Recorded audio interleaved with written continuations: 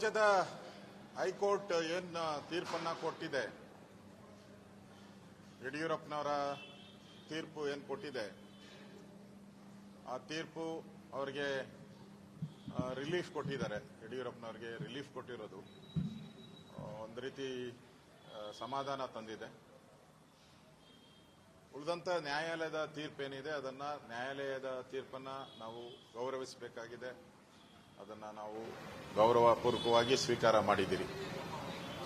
ಅದು ಮುಂದೆ ಏನು ತನಿಖೆ ನಡೀಬೇಕು ಅದು ತನಿಖೆ ನಡೆಯುತ್ತೆ.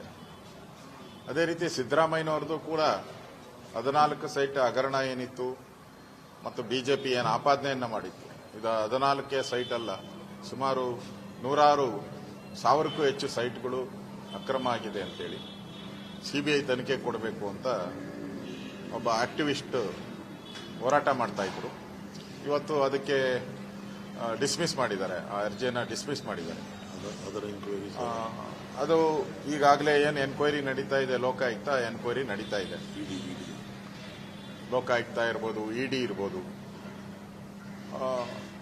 ಸದ್ಯಕ್ಕೆ ನನಗನ್ಸುತ್ತೆ ಸಿದ್ದರಾಮಯ್ಯನವ್ರಿಗೂ ಸ್ವಲ್ಪ ರಿಲೀಫ್ ಸಿಕ್ಕಿದೆ. ಆದರೆ ಎನ್ಕ್ವೈರಿ ಕೂಡ ಹಾಗೆ ನಡೀತಾ ಇರೋದ್ರಿಂದ ನಮ್ಗೆ ಇನ್ನೂ ಭರವಸೆ ಇದೆ. ಮೂಡಾ ಕೇಸಲ್ಲಿ ರಾಜ್ಯದ ಜನತೆಯ ದುಡ್ಡು ಲೂಟಿ ಏನಾಗಿದೆ, ಆ ಲೂಟಿ ಆಗಿರುವಂತ ದುಡ್ಡು ಮತ್ತೆ ಸರ್ಕಾರದ ಖಜಾನೆಗೆ ಬರುತ್ತೆ ಅನ್ನೋ ವಿಶ್ವಾಸ ನಮ್ಮೆಲ್ಲರಿಗೂ ಇದೆ. ನಾವು ಹೋರಾಟ ಮಾಡ್ತಾ ಇದ್ರಿ, ಸಿಬಿಐ ತನಿಖೆ ಕೊಡಬೇಕು, ಆಗ್ಲೇ ನಿಷ್ಪಕ್ಷವಾದಂತ ತನಿಖೆ ಬರೋದಂಥದ್ದು. ಈಗ ಕೋರ್ಟ್ ಆದೇಶ ಮಾಡಿದೆ, ನಾವು ಕೋರ್ಟ್ ಆದೇಶನ ಒಪ್ಪಲೇಬೇಕಾಗ್ತೈತೆ.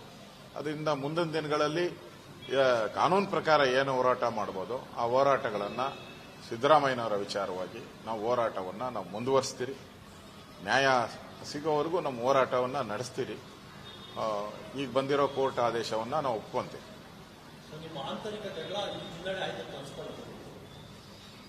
ಈಗಾಗಲೇ ನಮ್ಮ ಇನ್ಚಾರ್ಜ್ ಅವರು ಕೂಡ ಇಷ್ಟೊತ್ತು ಸುಮಾರು 1 ಗಂಟೆಗಳ ಕಾಲ ಅವ್ರ ಜೊತೆ ಮಾತಾಡಿದ್ದೀನಿ. ಅವರು ಹೇಳಿದ್ದಾರೆ, ಏನೇ ಮಾತಾಡಬೇಕಾದ್ರೂ ಪಾರ್ಟಿಯ 4 ಗೋಡೆಗಳ ಮಧ್ಯೆನೇ ಮಾತಾಡಬೇಕು ಅನ್ನೋ ಒಂದು ವಿಚಾರವನ್ನ ಎಲ್ಲರಿಗೂ ಹೇಳಿ ಅಂತ ನಮ್ಮ ಇನ್ಚಾರ್ಜ್ ಅವರು ಹೇಳಿದ್ದಾರೆ. ಅವ್ರೇನು ಹೇಳಿದಾರೆ ಅದನ್ನು ನಾನು ಹೇಳ್ತಾ ಇದ್ದೀನಿ. ಅದು ಅವರ ಅಭಿಪ್ರಾಯನೂ ಹೌದು, ನನ್ನ ಅಭಿಪ್ರಾಯನೂ ಹೌದು ಕೂಡ. ಏನೇ ಮಾತಾಡಬೇಕಾದ್ರೂ ಕೇಂದ್ರದ ಅಭಿಪ್ರಾಯನೂ ಅದೇ, ನಮ್ಮ ಇನ್ಚಾರ್ಜ್ ನಮ್ಮ ರೆಡ್ಡಿಯವರ ಅಭಿಪ್ರಾಯನೂ ಅದೇ, ನನ್ನ ಅಭಿಪ್ರಾಯನೂ ಅದೇ. ಏನೇ ಇದ್ರೂ 4 ಗೋಡೆಗಳ ಮಧ್ಯೆ ಮಾತಾಡುವಂಥದ್ದು ಒಳ್ಳೆಯದು. ಇಂಥ ಒಂದು ಸುವರ್ಣ ಅವಕಾಶ ನಮ್ಗೆ ಸಿಕ್ಕಿದೆ. ಕಾಂಗ್ರೆಸ್ ಅವರು ದಿನನಿತ್ಯ ಸ್ಕ್ಯಾಂಡಲ್ಗಳಲ್ಲಿ ಅಧಿಕಾರದ ದುರುಪಯೋಗ, ಭ್ರಷ್ಟಾಚಾರ, ಲೂಟಿ, 60% ಕಮಿಷನ್, ಬಾಣಂತಿಯರ ಸಾವು, ಮೈಕ್ರೋ ಫೈನಾನ್ಸ್ ಅಲ್ಲಿ ಸಾವು ಆಗ್ತಾ ಇರ್ತಕ್ಕಂಥದ್ದು, ಲವ್ ಜಿಹಾದು, ಬಹಳಷ್ಟು ವಿಚಾರಗಳು, ಮೂಡ, ವಾಲ್ಮೀಕಿ, ಈ ಥರ ಎಷ್ಟೊಂದು ಹಗರಣಗಳು ಸಿಕ್ಕಾಕೊಂಡಿದೆ. ಎಲ್ಲರೂ ನಾವೆಲ್ಲ ಒಟ್ಟಿಗೆ ಹೋರಾಟ ಮಾಡಿದ್ರೆ ಕಾಂಗ್ರೆಸ್ ಅನ್ನ ಬಗ್ಗುಬಡಿಬಹುದಾಯಿತು. ಸ್ವಲ್ಪ ಅಡೆತಡೆ ಆಗಿದೆ. ನನಗನ್ಸುತ್ತೆ ನಮ್ಮ ಇನ್ಚಾರ್ಜ್ ಅವರು ಮಾತಾಡಿದ್ದಾರೆ. ಇದೆಲ್ಲ ಒಂದು 15-20 ದಿನದಲ್ಲಿ ಇದಕ್ಕೊಂದು ಅಂತಿಮ ತೀರ್ಮಾನ ನಮ್ಮ ಕೇಂದ್ರದ ನಾಯಕರು ಕೊಡೋರಿದ್ದಾರೆ.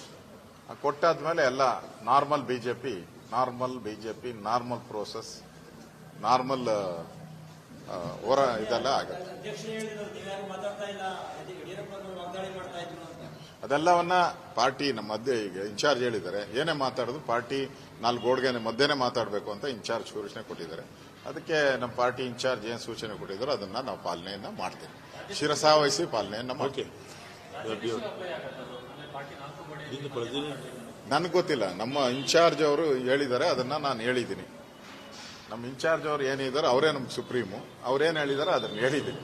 ಒಟ್ಟಾಗಿ ಹೋಗ್ಬೇಕು ಅನ್ನೋದು ನನ್ನ ಅಭಿಪ್ರಾಯ, ಒಬ್ಬ ಕಾರ್ಯಕರ್ತನಾಗಿ ನನ್ನ ಅಭಿಪ್ರಾಯ. ಆದಷ್ಟು ಬೇಗ ಆಗ್ತೈತೆ, ಆಗ್ಬಾರ್ದಾಯ್ತು ಈ ಘಟನೆ, ನಮಗೂ ಎಲ್ಲರಿಗೂ ನೋವು ತಂದಿದೆ. ಕೆಲವು ಸರಿ ಏನ್ ಮಾಡಕ್ಕಾಗತ್ತೆ, ಪ್ರಜಾಪ್ರಭುತ್ವದ ಒಂದು ಮಾತಿನ ಸ್ವಾತಂತ್ರ್ಯದಲ್ಲಿ ಎಲ್ಲರೂ ಮಾತಾಡಕ್ಕೆ ಶುರು ಮಾಡ್ಬಿಡ್ತಾರೆ. ಅದರಿಂದ ಪ್ರಾರಂಭದಲ್ಲೇ ಸ್ವಲ್ಪ ಕಡಿಮೆ ಆಗಿದ್ರೆ ಒಳ್ಳೇದಿತ್ತು. ಪರವಾಗಿಲ್ಲ, ಏನಾದ್ರೂ ಸರಿ ಮಾಡ್ಕೊಂಡು ಹೋಗೋದೇ.